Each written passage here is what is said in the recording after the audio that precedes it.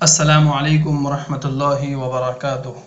ناظرین اور سامعین کرام، آج کی ایک بہترین نصیحت، شاید کہ اتر جائے تیرے دل میں میری بات۔ یہ اچھی بات ہے کہ آپ فیس بک اور واٹس ایپ وغیرہ پر برابر لگے رہیں، لیکن کہیں ایسا نہ ہو کہ یہ چیز آپ کے لیے بہت بڑی محرومی کا ذریعہ اور نیک اعمال کی راہ میں رکاوٹ کا سبب بن جائے۔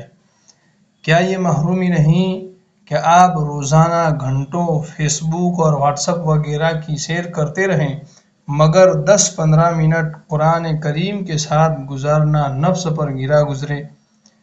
کیا یہ محرومی نہیں کہ آپ صبح صبح اٹھ کر فیس بک اور واٹس ایپ وغیرہ پر مختلف قسم کے پیغامات اور خبریں پڑھیں، مگر صبح و شام کے اذکار پڑھنے کی توفیق نہ ہو؟ کیا یہ محرومی نہیں کہ آپ دن بھر فیس بک پر دسیوں پوسٹیں پڑھیں، مگر چند صفحات قرآن کریم کی تلاوت کرنے اور اسے سمجھ کر پڑھنے کی فرصت نہ ملے؟ کیا یہ محرومی نہیں کہ نماز کے بعد فوراً جیب سے موبائل نکال کر نئے میسیجز پڑھنے میں فرصت ہو جائے اور نماز کے بعد کے اذکار کو فراموش کر بیٹھے؟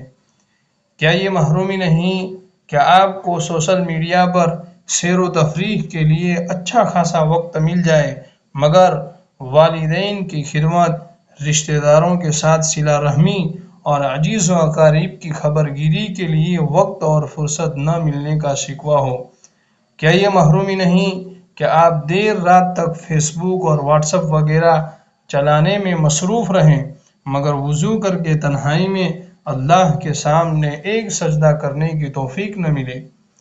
کیا یہ محرومی نہیں کہ اگر نیٹ 1-2 دن کے لیے بند ہو جائے تو آپ بے چین اور بے قرار اور پریشان ہو جائیں، مگر قرآن کریم ہفتوں اور مہینوں بند رہے تو اس کی کوئی فکر نہ ہو؟